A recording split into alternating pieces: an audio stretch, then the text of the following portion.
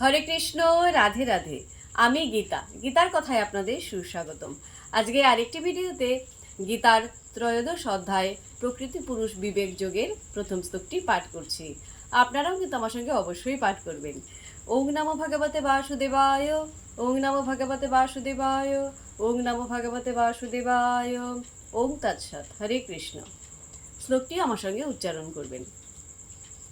অর্জুন উবাচ প্রকৃতিম পুরুষম চ এব ক্ষেত্রম ক্ষেত্রজ্ঞম এব চ এতৎ বেদিতুম ইচ্ছামি জ্ঞানম জ্ঞেয়ম চ কেশব। অনুবাদ। অর্জুন বললেন, হে কেশব, আমি প্রকৃতি, পুরুষ, ক্ষেত্র, ক্ষেত্রজ্ঞ, জ্ঞান ও জ্ঞেয় এই সমস্ত তত্ত্ব জানতে ইচ্ছা করি। তো ভক্তগণ, এমনি করে প্রতিদিন একটি করে গীতা শ্লোক পাঠ করুন আর এই দুর্লভ মানব জনমকে ধন্য করুন।